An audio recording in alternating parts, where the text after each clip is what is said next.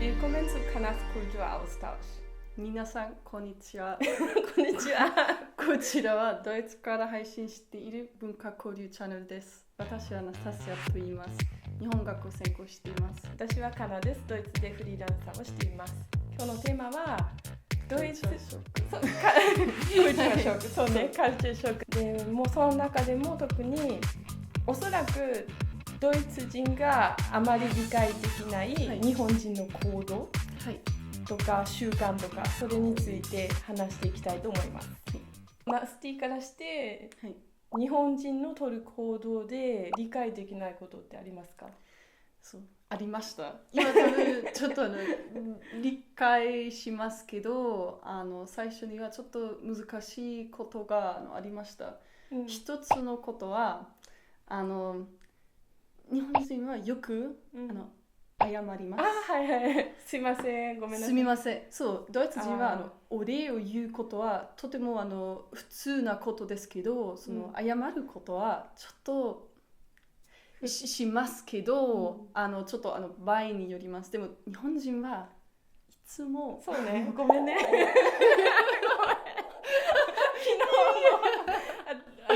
そう、わかります。そのようなことです。いいつもすみませんって言います。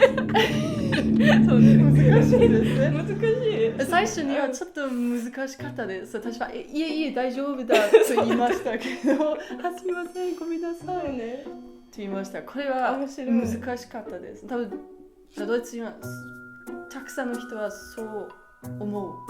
ですね。それは確かにドイツ人だけじゃなくていろんな国の人がよく多分、ちょっと日本人はよく謝りますね。日本人なんか例えば、日本人は質問があるときに、質問した後にすみませんと言います。これはちょっとわかりますか？質問した後にその質問した後に、でも質問は謝ることじゃないと思います。これはとても普通なことです。なるほどね。質問がありました。そうね。質問したらいいと思います。そうね。でも日本人はすみませんって言います。反射神経。日本人の反射神経。そう。これはちょっと今なりって言いますけど、最初にはちょっと私はあんまり自信がなかったです。今その人はどのような感じしますか？本当に謝りますか？いろんな場面で日本人は本当に申し訳なく思うんですよ。例えば周りの人に迷惑をかけちゃいけないとか、相手の負担になることをしたくないとか、だから質問したことによって、あなたが私のために時間使ってくれたから、ドイツ人だったらありがとうでしょ、日本人はすみませんなんですよ。ドイツ人もすみませんと言いますけど、多分日本人の方が多いです。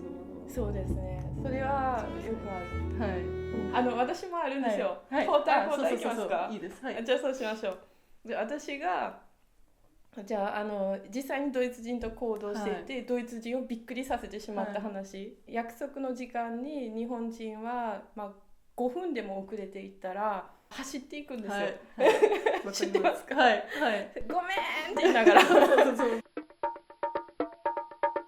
そういう場面があったんですよね。私も遅れてすいませんっていう時、そしたらドイツ人がこんな感じで、そうね、そうちょっと大丈夫で、中にはちょっともうやめてって本当に言われたことがある。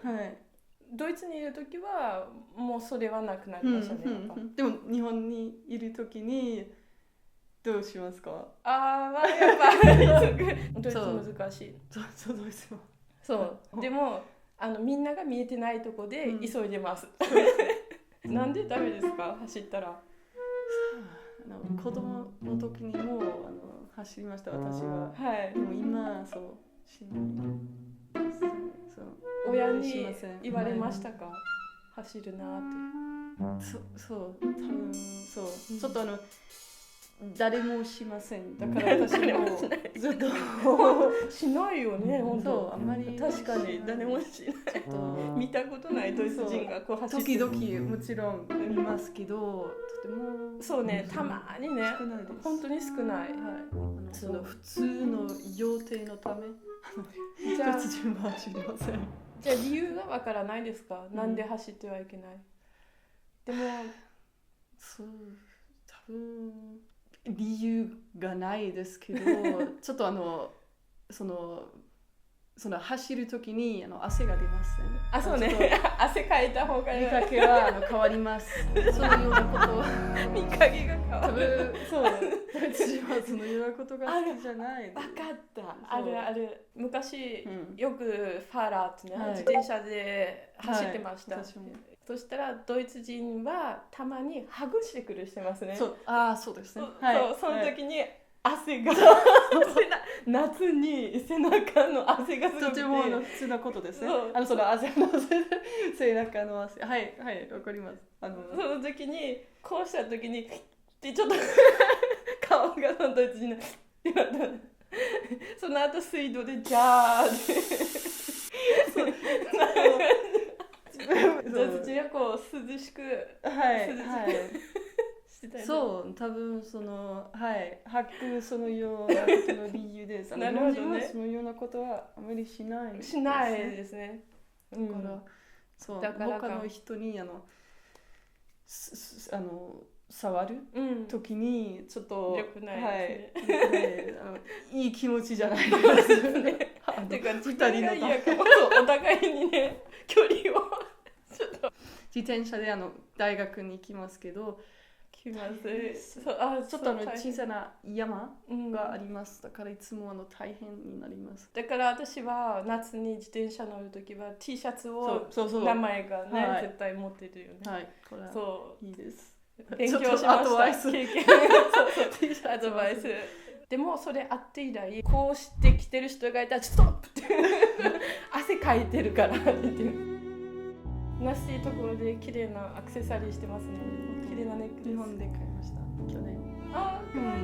去年ってことは沖縄か。はい、沖縄。東京で買いました。そうなんだ。どっち？こっち上下？これはお母さんのプレゼントでした。お母さんのがこの青の。はい。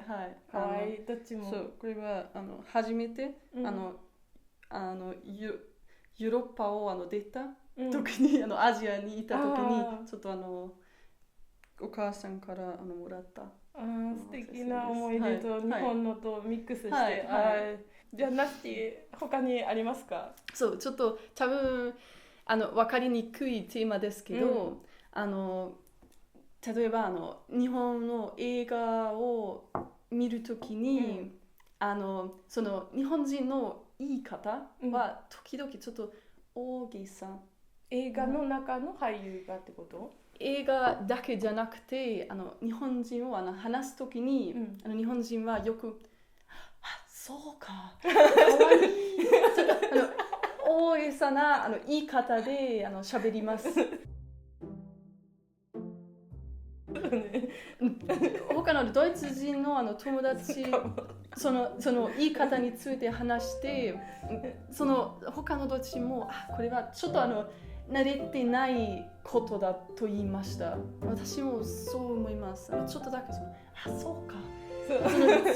ドイツ人の考えは今冗談かどうかちょっとわからないです。なるほどね。これはちょっといいと思いますけど、とても可愛いですけど、ドイツ人はわかりますわけど、ドイツ人がその真逆だから、ドイツ人はちょっと何言っても例えばさここにケーキがあるじゃない。食べるじゃない。でっか。そう。かっこいいなって思うのが大変な状態の時、車が故障してキッチンも故障してでいろいろと出費が大変でいる時も、コーヒーなんかそういう時例えばそういう時ドイツ人だったらes geht nicht schlimmとか。そう多分中にはちょっと気持ちがありますけどあんまり見せません。そうね、そう見せない。でも日本人は見せます。そう日本人はわもちろんステレオタイプですけどよく見ます。そう、多分環境、そう世代とかもあるはず。私もそう思います、でも、ね、いいことだと思います。面白い。いつもそう喜んでいます、私は。そう日本人と話すときにも私もちょっと変わってちょっと大げさな言い方で喋ります。ちょっと面白い。じゃあ私もあります、今ドイツ人はってされるとびっくりしますね。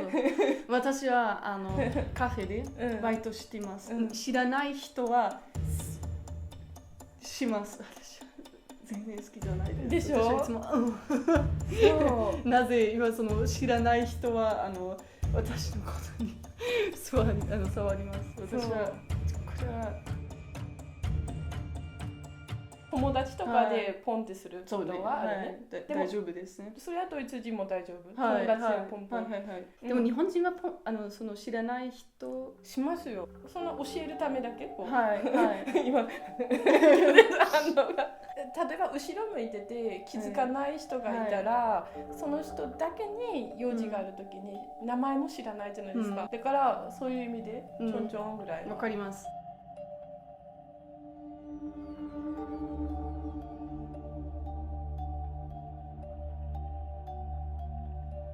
そう多分ドイツにはちょっと不思議なことですけど、私はウェイトレスで、バイトしています、だからよく人がちょっとされるでしょう。そう、私はあんまり好きじゃない。私もウェイトレスしてたんですよ。びっくりします。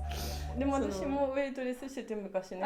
日本で学生の時ね、スーパーでバイトした時もあるし、薬局でバイトした時もあるけど、肩こうされることある、こうしてたら別になんともねはいドイツ人の反応ね。びっくりします。そうびっくりします。ちょっとそれが怖いカルチャーショックでした。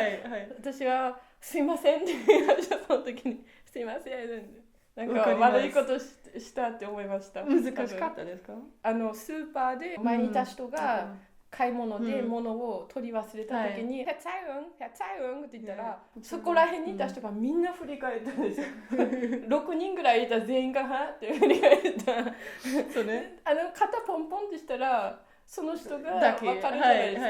全員振り返るさえないと。その大きな声でハローってみんなはちょっとみんな振り返るみたいな。